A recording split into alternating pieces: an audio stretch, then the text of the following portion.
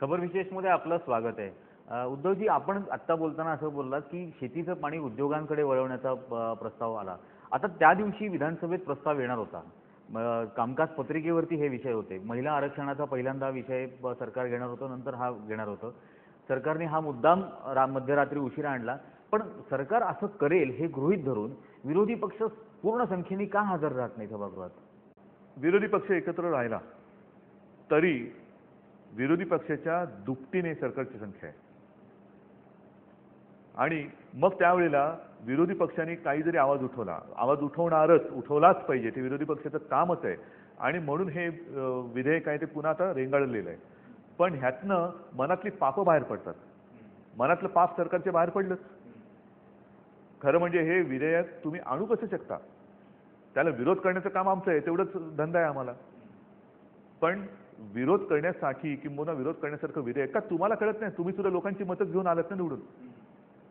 जनतेची मतं घेऊनच आलेला आहात. एक तर तुम्ही शेतकऱ्याला काही देत नाही आहात, पुन्हा त्याला जे काही पाणी मिळणार आहे ते पाणी सुद्धा तुम्ही उद्योगाला फिरवणार आणि वरनं सुपाऱ्या घेतल्याचा आरोप आमच्यावरती करणार. स्वतःला शेतकऱ्याची पोरं म्हणून आणि स्वतःला शेतकऱ्यांची मुलं म्हणणार. म्हणजे हे सगळं थोतांड चाललेलं आहे. म्हणून यांच्याशी आता नुसतं मी पुन्हा एकदा सांगतो, लढण्यामध्ये आयुष्य घालवण्यात आता अर्थ नाहीये. एकदाच दणका असं राहायचा की ह्या काँग्रेस राष्ट्रवादीला सत्तेतनं दूर म्हणजे दूर भिरकावून दिलं पाहिजे.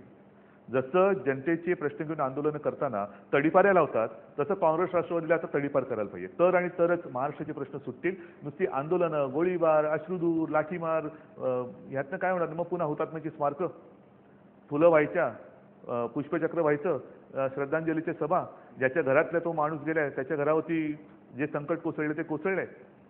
पुन्हा सरकार अन्याय करायला मोकळं. हे सरकार जोपर्यंत आपण बदलत नाही ना तोपर्यंत ह्या विषयाला आपल्याकडे कायमस्वरूपी मार्ग निघणार नाही.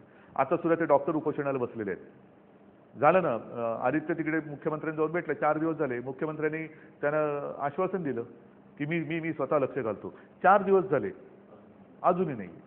मग काय शेवटी तुम्हाला काय अपेक्षा आहे? पण मला अशा अनुषंगाने विचारायचं होतं की नागपूर अधिवेशनामध्ये मी स्वतःही बघितलं होतं. 7,000 कोटी रुपयाच्या पुरवणी मागण्यांचा विषय सभागृहात मंजुरीसाठी होता. 19 जण फक्त सभागृहामध्ये हजर होते. 11 विरोधी पक्षांचे आणि 8 सत्ताधारी पक्षाचे. कोरमच्या अभावी सुद्धा ते 7,000च्या पुरवणी मागण्या नाकारता आल्या असत्या, पण त्या तरी सुद्धा मंजूर झाल्या. नाही, ज्या काही घटना आहेत ना त्याच्यात नक्की दुरुस्ती झालीच पाहिजे. त्याच्याबद्दल मी त्यांचं समर्थन नाही करत. जे चूक ते चूक, त्याचं समर्थन कदापि मी करणार नाही. पण शेवटी सरकारकडे जे 5वी बहुमत आहे, त्या 5वी बहुमताचा विचार केल्यानंतर तुम्ही एका मर्यादेच्या बाहेर बोंबाबोंब केली, निलंबित करून बाहेर काढा, आमचं चाललंय रेटून देणार. अशा वेळेला मी म्हणतो ना की हे सरकारला सत्तेचा माज आलेला आहे. आणि जोपर्यंत सत्ता बदल होत नाही तोपर्यंत नुसती लोक आंदोलनं, विजेचे दर वाढले आंदोलन करा, भाजीचे दर वाढले आंदोलन करा, शाळा प्रवेश मिळत नाही आंदोलन करा, हे मिळत नाही आंदोलन करा, नोकरी मिळत नाही आंदोलन करा. काय आयुष्य नुसतं आंदोलन करायला इकडे जन्माला यायचं? आणि ते काय सत्तेचा अमरपट्टा घेऊन आलेत? आपण म्हणता की सत्तेचा अमरपट्टाही त्यांच्याकडे नाहीये आणि यांना बाहेर काढल्याशिवाय प्रश्न सुटणार नाही. मला वेगळा एक आणखीन विचारायचं आहे की या परिस्थितीमध्ये, आत्ताच्या राजकीय परिस्थितीमध्ये महाराष्ट्र नवनिर्माण सेना सुद्धा एक स्वतःचं अस्तित्व पूर्णपणे आता दाखवते. विधानसभा निवडणुकीत झालं तो काळ होऊन गेला. त्याच्यानंतर कामं म्हणून जर का बघितली तर शिवसेना सातत्याने काम करते. आणि मी नेहमी सांगतो, आंदोलन म्हणजे काय? लोकांना न्याय मिळवून दिला गेला पाहिजे. लोकांची घरं पेटवणं आणि घरातल्या चुली पेटवणं, या पेटवण्यामधला फरक आहे. चूल पेटली पाहिजे, घर नाही.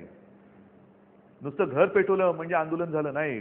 घर पेटवण्यापेक्षा घरातली चूल कशी पेटेल त्याच्याकडे लक्ष दिलं गेलं पाहिजे. आणि म्हणून शिवसेना जो भूमिपुत्रांचा लढा शिवसेनेने घेतलेला आहे ना, तोच घेऊन आम्ही पुढे जातो. हिंदुत्वाचा लढा दुसरं कोण बघते? मराठी माणसाचा प्रश्न कोण सोडवते? आज गेले 40-45 वर्ष स्थानिक लोकाधिकारच्या माध्यमातून, समितीच्या माध्यमातून, ऑफिसेस असतील, एअर इंडिया असेल, रेल्वे असेल, सगळीकडे त्या वर्गामध्ये किंवा पंचतारांकित हॉटेल असतील, तिकडे जय महाराष्ट्र कसा गेला? कोणामुळे गेला? तो का आत्ता गेला? आता सुद्धा रोज बँकेची असतील, काही असतील, आंदोलनं चालू असतात. नुसती आंदोलन आम्ही करत नाही, तर ज्या परीक्षा असतात त्या परीक्षांना आपले मराठी मुलं मुली चांगल्या मार्काने उत्तीर्ण व्हावे म्हणून शिवसेना भवन असेल, ठिकठिकाणी असेल, आमच्या शाखा आणि स्थानिक लोकाधिकार समितीच्या माध्यमातून वर्ग चालवले जातात. हे काम कोणी केले? अडचणी आल्यानंतर मी म्हटलं ना की अडचणी आल्यानंतर मग तो 2005चा पूर असेल, कालचा मलेरिया असेल, काही असेल, बॉम्बस्फोट असेल, काही असेल, पहिला धावून जातो तो शिवसैनिक. आम्ही झेंडे घेऊन नाही जात. आम्ही आहोत रे करायला. आमचे शिवसैनिक देहभान हरकून जीव धोक्यात घालून सुद्धा कशाला 2005 साली 1-2 शिवसैनिक सुद्धा लोकांना वाचवता वाचवता बुडून मेले. दुसऱ्या पक्षाचा कार्यकर्ता गेलाय, त्याच्या अंगाला तरी पाणी लागलं. त्यावेळेला आम्ही काही झेंडे घेऊन शिवसेना जिंदाबाद करत उड्या नाही मारल्या पुरामध्ये. म्हणजे तुम्हाला सगळ्यांना कळायला की अरे शिवसेना पण आहे. पण त्याही पक्षामध्ये जे आहेत हे पूर्वाश्रमी ते शिवसैनिकच बहुतांशी आहेत असतील. आणि मग अशा परिस्थितीत जर असतील ना तसे काही पूर्वाश्रमीचे शिवसैनिक इतर पक्षात पण गेलेत, म्हणून काय ते आपले मानायचे. पण मराठीचा मुद्दा हा दोन पक्षांचा एक कॉमन मुद्दा आहे आणि दोन कशाला, सगळ्यांचाच असायला पाहिजे तो. महाराष्ट्रामध्ये सर्व पक्षांचा मराठीचा मुद्दा असलाच पाहिजे, नाहीतर तुम्ही महाराष्ट्रात राहू शकणार नाही. महाराष्ट्रामध्ये सर्व पक्षांचा मुद्दा हा मराठीचा असलाच पाहिजे, असायलाच पाहिजे. मराठीला महाराष्ट्रामध्ये प्राधान्य नाही देणार तर दुसरीकडे कुठे देणार. प्रत्येक बघा भाषावार प्रांतरचना ही आम्ही नाही केलेली. प्रत्येक भाषेला एक एक प्रांत मिळाला. महाराष्ट्राला मराठीला महाराष्ट्र मिळाला, गुजरातीला गुजरात मिळाला, बंगालच्या लोकांना मिळाला, असे मिळाले. आता त्या भाषेचा आदर, सन्मान, मान हा त्या प्रांतात राखणार नाही तर दुसऱ्या कोणत्या प्रांतात तुम्ही राखणार. त्याच्यामुळे महाराष्ट्रामध्ये मराठीला प्राधान्य दिलं गेलंच पाहिजे. महाराष्ट्रामध्ये नव्हे तर सगळीकडे त्याच्या भूमिपुत्रांना त्यांचा मान, सन्मान आणि प्राधान्य हे दिलं गेलंच पाहिजे. महाराष्ट्रात मराठी माणसाला दिलंच पाहिजे. पण मग एकच विचारसरणी असून समजा यावेळेला भाजपच्या काही लोकांनी असं एक मत मांडण्याचा प्रयत्न केला होता की आम्ही तिघजण एकत्र येण्याचा विचार करू. नाही, तो मुद्दा इतिहास जमा झाला आता. पण मी पुन्हा सांगतो, केवळ दोन पक्षाचाच नाही तर सर्व पक्षांचा मराठी हा मुद्दा असलाच पाहिजे. मराठी हा मुद्दा सर्वच राजकीय पक्षांचा असायला पाहिजे. येणाऱ्या निवडणुकांमध्ये मुंबईच्या महानगरपालिकेच्या निवडणुकांमध्ये मुद्दे काय असतील, का पुन्हा याच भावनिक मुद्द्यांपेक्षा आम्ही जी कामं केलेली आहेत ती सुद्धा आम्ही दाखवणार आहोतच ना. एक साधी गोष्ट सांगतो, रोगराई आल्यानंतर सगळीकडे धावपळ होते. 2005 साली 2005 हे वर्ष मी म्हणेन टर्निंग पॉईंट होतं. कारण नैसर्गिक आपत्ती ही एवढ्या मोठ्या प्रमाणावरती मुंबईवरती त्याआधी कधी पुराची आलेली नव्हती. त्यावेळेला डेंग्यू, लेप्टो ह्यासारखे भयानक रोग हे मुंबईमध्ये थैमान घालतील, गॅस्ट्रो वगैरे, सुदैवाने ज्या प्रमाणात वाटलं होतं तेवढं आले नाहीत. आले नाहीत असं माझं म्हणणं नाही, पण तेवढे नाही आले. कारण महापालिकेने, तुम्ही सांगा ना, 4 दिवसात तिकडे 1200 म्हशी बाहेर काढल्या मेलेल्या. जगात दुसऱ्या कोणत्याही शहरावरती संकट आलं असतं ना तरी महिना 2 महिने त्यातनं ते शहर सावरलं नसतं. पण साफसफाई केली गेली, शिवसैनिक त्याच्यात उतरले आणि तेव्हा असं लक्षात आलं की लेप्टो असेल, आणखीन कुठले रोग असतील, त्यांचं निदान करायचं असेल तर रक्ताचे नमुने अंदमानला पाठवायला लागायचे. म्हणजे मुंबई शहर आपल्या देशाची आर्थिक राजधानी, त्या शहरामध्ये ही सोय नव्हती. तेव्हा पहिल्या प्रथम हे कळल्यानंतर मी म्हटलं हे लाजिरवाण आहे. मुंबईमध्ये रोगराई असो वा नसोच, पण निदान होण्यासाठी इकडे ती आरोग्य लॅब पाहिजेत. आणि मॉलिक्युलर लॅब ही तेव्हा जेव्हा त्याची सुरुवात झाली तेव्हा 2007ला त्याची पूर्ण झालं. आणि जेव्हा 2007ला आम्ही महापालिका जिंकलो तेव्हा माझ्या हातनं पहिलं काम कुठलं झालं असेल तर त्या मॉलिक्युलर लॅबचं उद्घाटन कस्तुरबामध्ये. हे कोणालाच माहिती नाहीये. पंपिंग स्टेशन जी आम्ही केलेली आहेत कोणालाच माहिती नाहीये. गेल्या वेळेला मिलन सभेच्या इकडे पाणी तुंबलं का, इतर ठिकाणी पाणी तुंबलं का, पाणी तुंबतं आणि निघून जातं. पण यावेळेला कालच माझी बैठक झाली, नाले सफाई असेल, काही असेल, मी स्वतः लक्ष घालतो आहे. रस्ते असतील, आणि असे दुसरे कोणते पक्ष करतात मला सांगा ना. कोणते नेते रस्त्यावरती उतरतात. निवडणुका तसं म्हटलं तर अजून वेळ आहे, पण गेल्या वर्षी का उतरलो मी. विधानसभा झाल्या होत्या, महापालिका लांब होती, पण तरी सुद्धा मी गेल्या वर्षी उतरलो, त्याच्याही आधी उतरलो, याही वर्षी उतरतोय. पुढच्याही वर्षी पुन्हा महापालिका आमच्या ताब्यात मुंबईकरण दिल्यानंतर पुन्हा मी काम माझं चालू ठेवणार आहे. चांगल्या मंडया आम्ही देतो आहोत, देवनाचं डम्पिंग ग्राउंड. आणि आणखीन एक महत्त्वाचा प्रकल्प, मुंबईतल्या महापालिका शाळा दरवेळेला त्यांची दुरावस्था दाखवतात. आहे काही प्रमाणात इमारतींची हालत फार वाईट आहे, त्याच्यात सुद्धा सुधारणा करणं गरजेचं आहे आणि ती होणार. पण शिक्षणाचा दर्जा उंचावण्यासाठी एक पायलट प्रोजेक्ट आम्ही ह्या जानेवारीमध्ये केला.